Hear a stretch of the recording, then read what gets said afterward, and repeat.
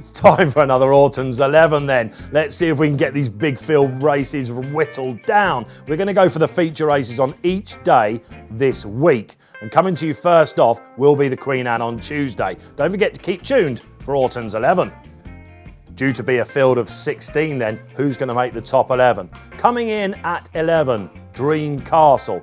Absolute revelation. Finally, this chap proved to be in Maidan earlier this year. It was a horrible 3-year-old campaign, but he had form with the likes of Barney, and he wasn't beaten that far last time in a Group 1 in France. He could surprise a few. Number 10, SHARJA Bridge. Loads of people like backing Varian and Atzini, and this chap, we haven't quite seen the best of him yet. He blew out in the Lockings last time, but have a look back at that rough passage early. If he comes back to his earlier Doncaster form, even the Sandown second, again, he's entitled to be in the mix. Number 9, One Master, James Doyle and William Haggis, a filly for you. Yet to have that top level form, but I quite liked her prep in Ireland last time at the Cara. It's just whether this stiff mile will be absolutely ideal for her. The one thing she has got in her favour, it's rained.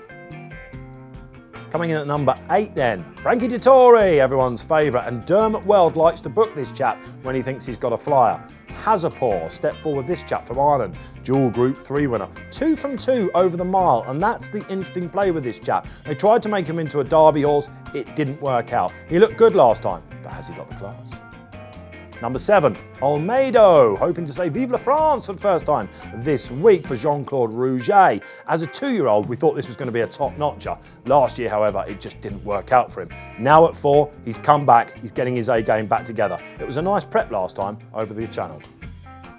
Lord Glitters runs this track so well, in fact, second in the race last year. What happened in the Lockings? Probably a bit too quick for him, wasn't it, underfoot? However, is he a horse that now wants that little bit further? I think he'll have bigger targets down the line.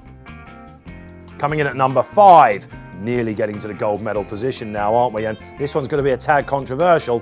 MUSTASHRY, that's right, I think he's just going to miss out on the frame. Why? Because his Ascot form isn't great. Don't forget he was beaten in a Buckingham Palace, only 12th a couple of years ago. I know Sir Michael Stout is an absolute wizard with these horses, but his consistency can be an issue at the top level, and I think he's slightly flattered by that Lockings run.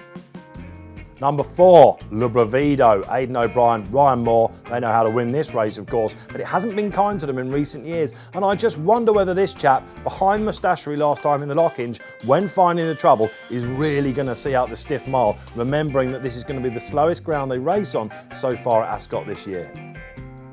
Now we're starting to bubble up, and coming up is indeed our bronze medal position. Number 3, who's it going to be? For me, Accidental Agent, last year's winner. We've rated him the lowest winner of this race in decades. Was it a complete shock? Well, if you look back at his run in the Lockings, on his reappearance, behind MUSTASHRY, behind Lawrence, he ran an absolute blinder to be 3rd.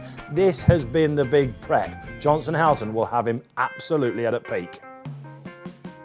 Number 2, yes, the likeable Lawrence. Her Ascot flop on Champions Day, she was way over the top, don't worry about that. The ground has come right for her, the stiff track over this trip, it's going to be perfect for her. Don't forget, she's a French Classic winner. She doesn't know when she's beaten this. She took a good blow in the Lockings, she'll confirm that form with Accidental Agent.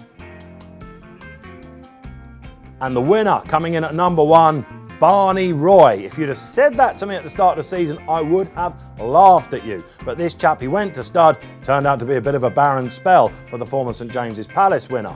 His comeback at this course when Zaki beat him just on the line, that chap went to Epsom on Derby Day, lowered the track record, is good enough for me. He's since been to France, quickened through horses lovely, he's got the class. Come on, James Doyle.